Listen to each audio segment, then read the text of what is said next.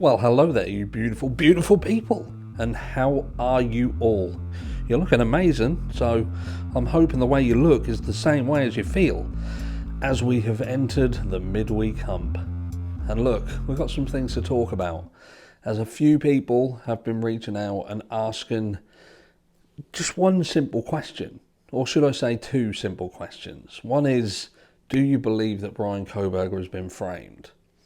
And other people have kind of said, why would they frame Bryan Kohberger when there are other people closer to the situation that they could have used? The housemates, for instance, the surviving housemates. If this was about getting a result and framing someone in order to get a result, maybe there would have been an easier win for them than going after Bryan. And yes, there are some questions surrounding that. But look, the biggest question of all is, would Bryan Kohberger have been framed? Is that something that could have even happened? Or are people who even dare to go there, are they just clutching at straws? Are they truly tinfoil hat wearing people who should stay in their lane? And we're going to talk about why I think it's important for you guys who are completely against the Bryan Kohberger being framed to understand that these things happen. And how I'm going to address this with you is by giving you some real and true examples of where the system, not just law enforcement, but the many systems that are in place that we trust every day, are screwing you every day, and you accept it. Let's get straight into it. Now look, by the end of this, all of these things that I talk about are going to hopefully bring more clearer focus towards the reality, and that is that Bryan Kohberger could have indeed been framed. We could be looking at a situation that Bryan Kohberger didn't do this crime, but law enforcement utilised him as a scapegoat.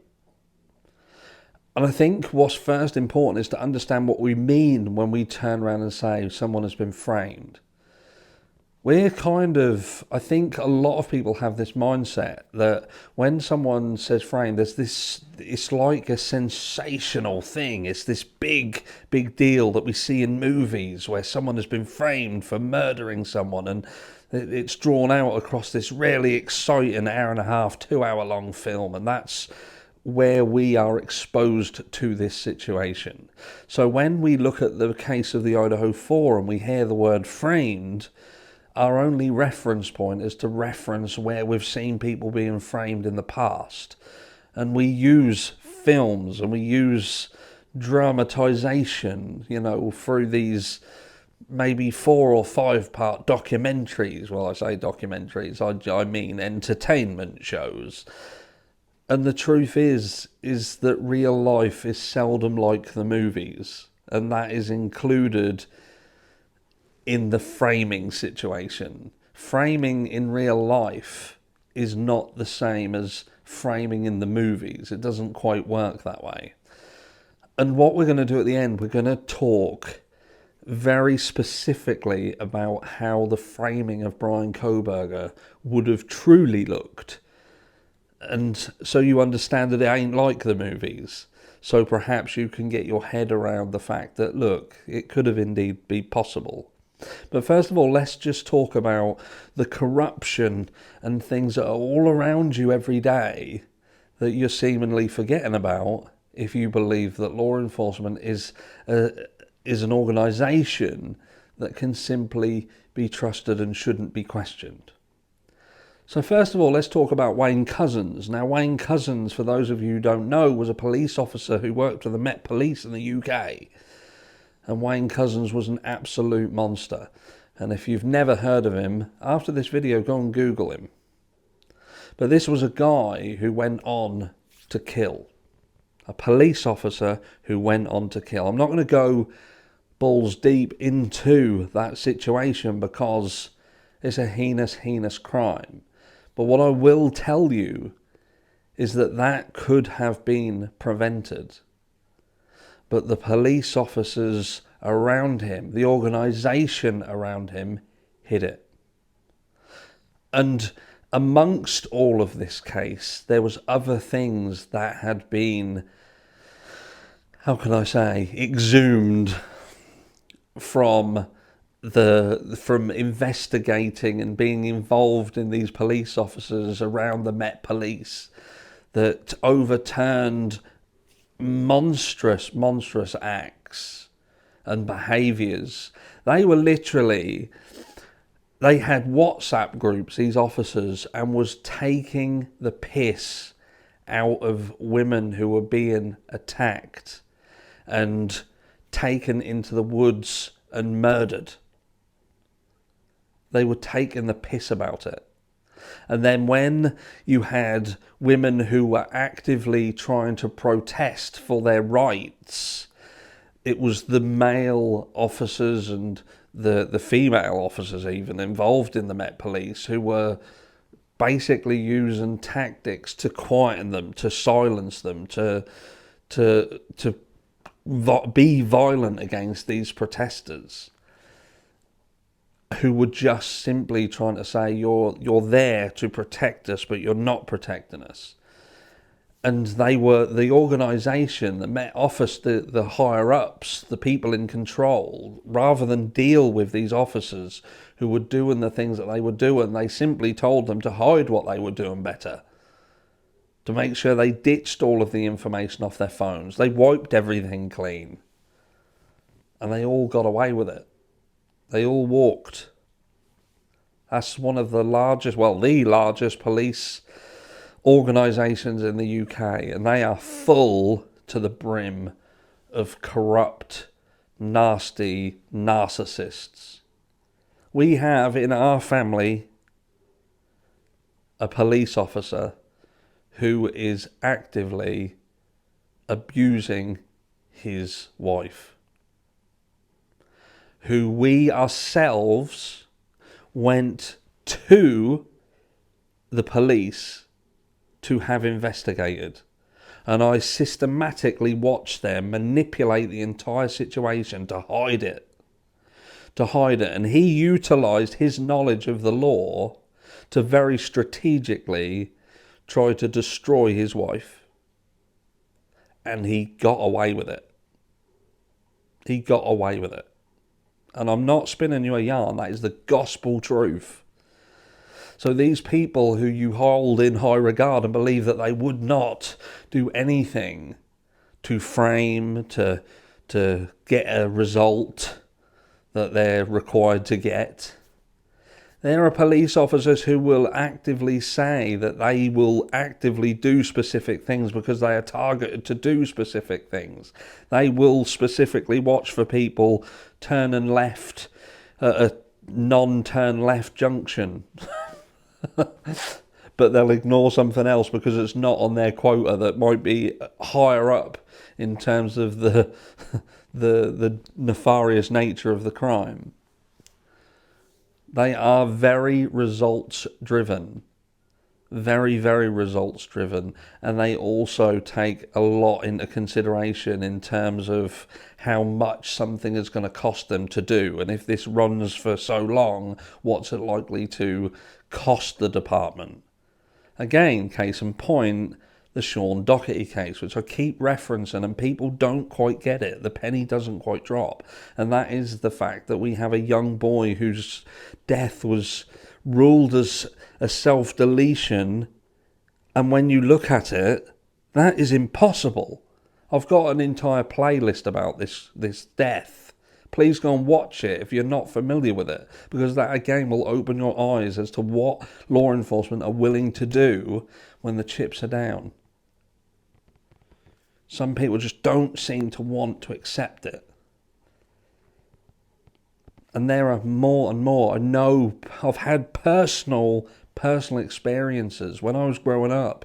Wealthy families who were the parents of my friends, who actively, alongside chiefs of police, the fire departments, they were involved in the arson of buildings that were become, how can I say it made more sense for them to vanish, to disappear, burn down perhaps, and then to utilise certain things to make it look like this was a complete accident. And it was jested and joked for long periods of time about these parents who were still had £50 notes in their safes that was still tinged from the fires that burnt the building down.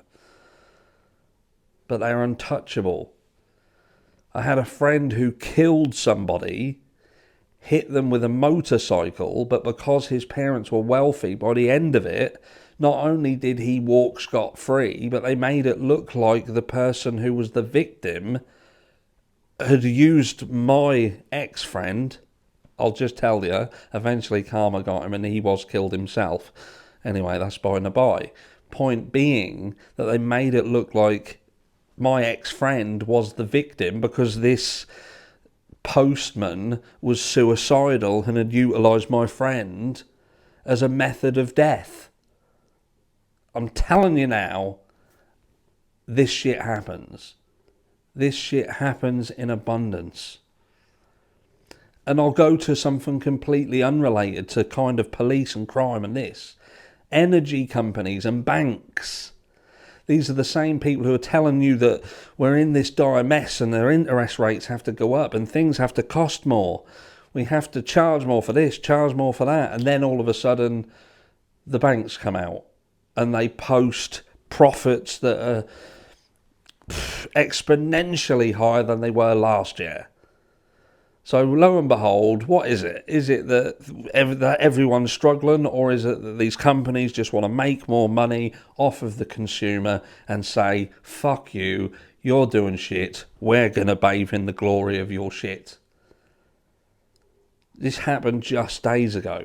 And again, energy companies we were getting told that we had to pay more and pay more and pay more because things were costing more. And we're just pushing on what it's costing us onto you. And lo and behold, we have the same thing again. These companies post and record profits, but yet nobody does anything. They just go along with it because people are too fucking stupid to work out what is happening. And now we go back into the Idaho 4 case. And when we say, could Bryan have been framed? And the answer to that question is yes, he could have been framed. And have we seen the exact point with which he was framed? Was he questioned? He was brought in, he was arrested, he was brought in, and there was apparently a conversation that lasted for around 15 minutes. And after that conversation that started with Bryan Kohberger very openly going in to speak and have a discussion, and then he stopped and quickly, abruptly stopped talking to them. And I believe that Bryan Kohberger, let's not forget the nature of his education, the fact that he had spoken to law enforcement previously. He wanted to work alongside law enforcement. He had approached them for a job. We've seen the emails that were written between himself and the officers who were happy with him. They seemed to have a great rapport with him. We've seen his interactions with officers. The female that some people found it didn't sit right, but anybody with half a brain cell could see that he was polite. He was just being a nice guy, and he was doing what everyone should do, and that is to question fucking everything. Too many people will just nod, say yes, and get fucked in the arse. Stop doing it. I can't help but think that, yes, look, this conversation happens and Bryan Kohberger goes in there trusting. He goes in there open, and because of that trusting, because of that openness, he has a discussion. They very quickly find out that this person is a perfect candidate for pinning this fucking crime on. Because in that 15 minutes, that's all it took them to realise that he would not be able to prove that he wasn't where they were going to make him out to be. Where were you on this night, and do you have any witnesses?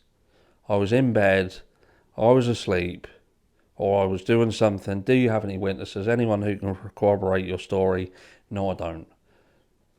That's it. If you have a loner who was on their own, who didn't have an alibi, wouldn't be able to substantiate an alibi, you've got yourself a perfect candidate. They're not too close, so anybody else can kind of cause difficulties in the background. Like people turn around and say, why didn't they use someone closer to this set of people? Well, if you go too close into it, someone's going to know something, someone's going to say something, there's going to be something, there's going to be a link in that chain that breaks and the whole lot falls apart.